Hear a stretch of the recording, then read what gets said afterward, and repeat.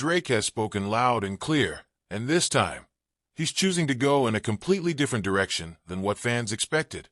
The era of rap beef seems to be behind him, as he's pivoting to focus on what he does best. Making music that keeps the party going. Music that's catchy, infectious, and that gets the ladies moving. With his new album Some S#XY Some For You, a collaboration with his longtime friend and fellow artist, Drake has made a very intentional statement. This album isn't just about new music. It's about a change in his mindset and a shift in how he views his place in the rap game. But this shift didn't happen in silence. Drake used this album to take a subtle but undeniably pointed jab at his former rival, Kendrick Lamar. On the song Gimme a Hug, Drake casually references the rap beef he's been involved in with Lamar. But instead of coming out directly and addressing the beef in the usual way, throwing punches with bars and metaphors, Drake chose a different approach. He doesn't name Kendrick, but he clearly takes a shot at him with his line, "On Stage Twerkin with a Dictionary." This is a clear dig at Kendrick's more intellectual, complex rap style. Now, that's a very specific shot. Kendrick Lamar is known for his deep, thought-provoking lyrics. He is often regarded as one of the most intellectually complex and artistically intricate rappers of his generation. His style is layered with social commentary, personal reflections, and intricate wordplay that challenges listeners to think critically about the world around them. So, when Drake uses the phrase twerking with a dictionary, it's a clear nod to the fact that Kendrick's style often requires deep analysis. His lyrics are dense, layered, and require effort to fully appreciate, often making them feel more like a puzzle to be solved rather than something to simply vibe to. Drake, on the other hand, has never been about making his listeners think too hard. His music has always been more about feeling. He's a hitmaker. His focus is on making music that people can play in the club, dance to, sing along with, and repeat over and over. His style is catchy, accessible, and straightforward. You don't need to analyze his lyrics to enjoy the music. You just need to let go and feel it. And that's exactly what Drake is saying in his lyrics. He's not interested in the intellectual battle. He's more concerned with getting the party lit and keeping the energy up. In another line, Drake makes it crystal clear what his priorities are. He says, F_CK, the rap B pound F. I'm trying to get the party lit for the B_cheese. This is no subtle hint. It's a full-on declaration. Drake is done with the beefing. He's done with the back and forth, the competitive battles, and the lyrical warfare. He's ready to move forward, and his focus is on creating music that resonates with people. More specifically, it's about making music that resonates with women, the B_cheese, as he puts it. This is nothing new for Drake. His entire career has been built on making music that women love. His love songs, his party anthems, his smooth R&B tracks. These are the types of songs that have earned him a dedicated fan base that spans across the globe. Now, let's talk about what this really means. When Drake says F_CK, the rap B pound F, he's acknowledging something important. He's recognizing that he doesn't need to fight to stay relevant. He's been at the top of the rap game for over a decade.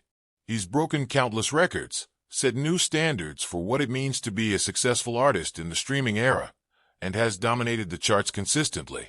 He doesn't have anything left to prove in terms of his lyrical skill or his place in the industry. So why should he waste energy getting into a public war of words with Kendrick Lamar, when he could simply continue to do what he's always done best, make hits? In a way, it's smart. It's strategic. Drake doesn't need to fight for the crown when he's already wearing it. The moment he steps into the ring with Kendrick again, it's like he's admitting that there's still something to prove. But Drake knows there's nothing left to prove. He's been at the top consistently for so long, and now, his main focus is on keeping his fans, especially the ladies, happy. It's a shift in priorities. It's about acknowledging that the days of rap beef, of throwing shots, are behind him. The future is all about making music that feels good, gets the crowd moving, and keeps him at the forefront of popular culture. And let's talk about this in the context of Drake's career. The rap game has always been competitive. Artists fight for their place, battle for dominance, and constantly push each other to be better. But when you've already achieved everything that Drake has, where does the competition even come from? What else does he have to prove? He's had the chart toppers, the awards, the tours, the iconic collaborations, and the global influence. He's had hits in every genre: hip-hop, R&B, dancehall, pop. He's been the soundtrack to countless parties, weddings, breakups, and late-night drives. His place in the music world is cemented. He's a legend in his own right. And the fact that he's willing to step back from the constant battles and just make music that feels good is a reflection of his confidence and self-awareness. He knows who he is and what he brings to the table. The thing is, Drake's approach is wildly successful. While Kendrick's intricate, dense lyricism demands deep dives and intellectual analysis, Drake's music is more accessible. It's universal. It doesn't require a deep understanding to enjoy it. All you need is a vibe. And Drake knows how to create those.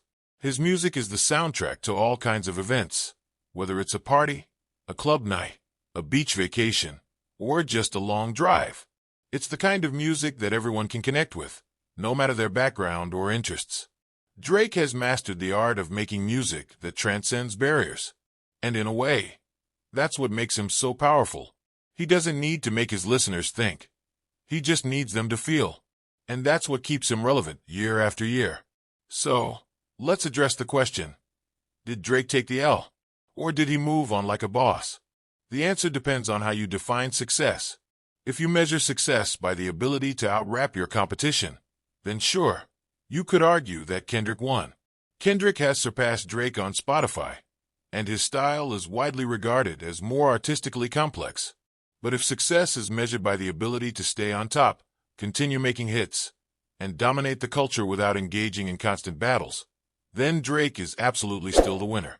Drake has chosen to move beyond the rap beef. He's done with the drama. Instead, he's focusing on creating music that people want to hear, music that makes people feel good and keeps the energy high.